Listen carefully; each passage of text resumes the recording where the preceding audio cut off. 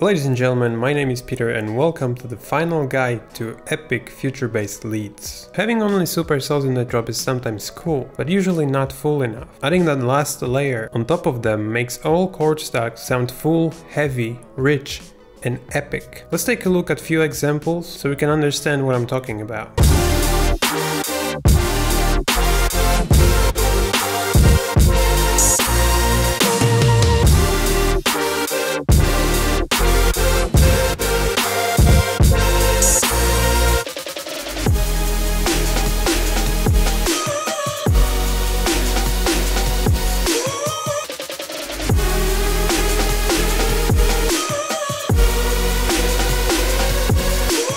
So as you can hear in each song, every time we add the lead, it instantly sounds fuller and more epic. In some of the cases here we are adding lead as a separate instrument, not as a supercell layer.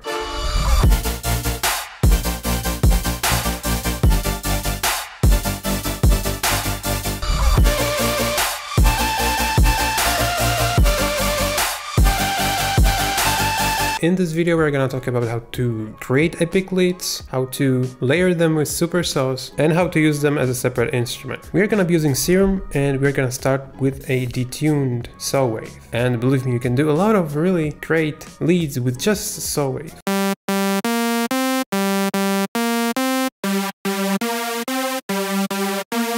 Technique 1. Low pass and heavy distortion.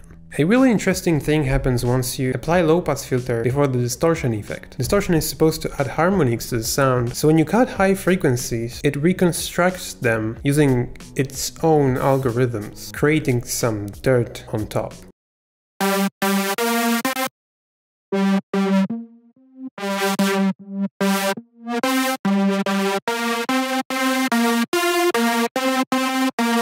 Technique 2. Reverb envelope modulation. This is all about using the main envelope of the sound to control reverb, so it only plays when you hold the note. No tails, no reverb in gaps, only when there's the lead playing.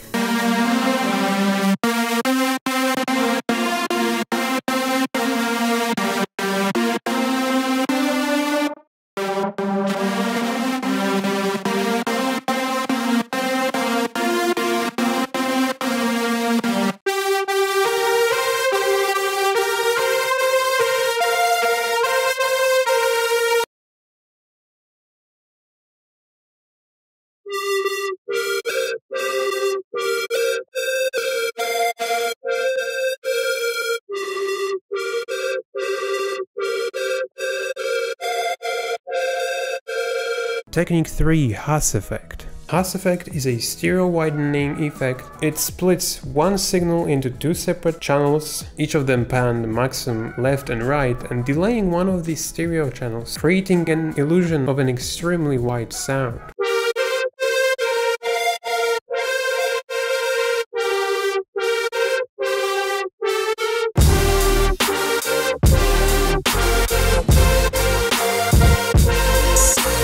Technique 4. Lead layering. Lead layering is another way to make your leads sound big.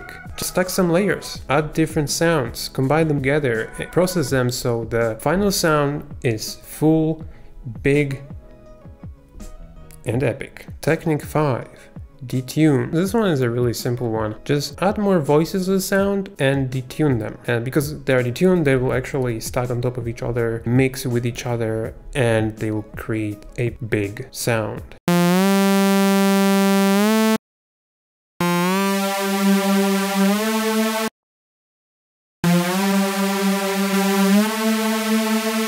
How do I layer leads and chords together? To make your lead fit your chord stacks, pick the most important note from the chord progression. It can be all the notes from the top.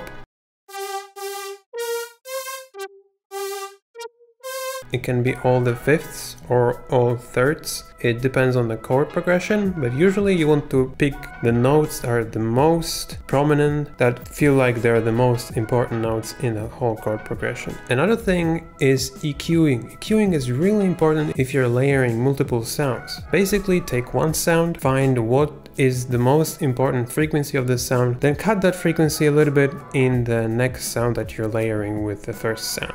And do the same thing for every single sound, and you will create a glued together stack of sounds. Sometimes you just need to clear a sound from unnecessary frequencies. If you distort a sound, the distortion may create some unnecessary low end, so you don't want some low end to be in your lead, so just cut it. Also, I highly recommend using OTT since it is really great clearing, compressing and brightening effect, and also it's really popular and it's really necessary. OTT is amazing, just use it.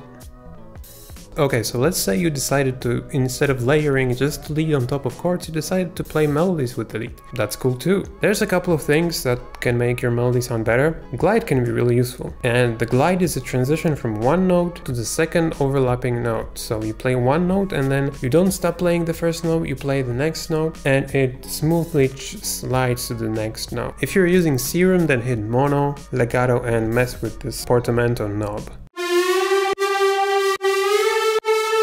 Call and response. There's something like call and response. So imagine your chord stacks are calling someone and your lead is picking up the phone and saying what's up. You can use call and response to make your drop more interesting, and you can have your lead respond to chord stacks.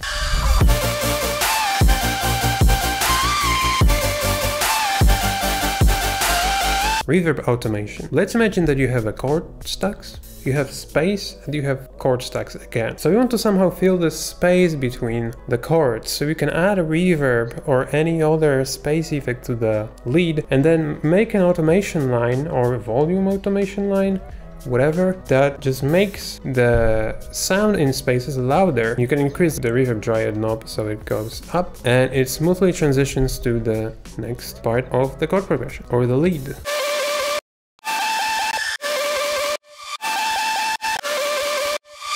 Processing a sound and finding a way to make it unique and clean may be a tiring process, but it does help you get better understanding of different effects and how they affect each other. Sometimes you don't need much, and sometimes you just craft the sound endlessly.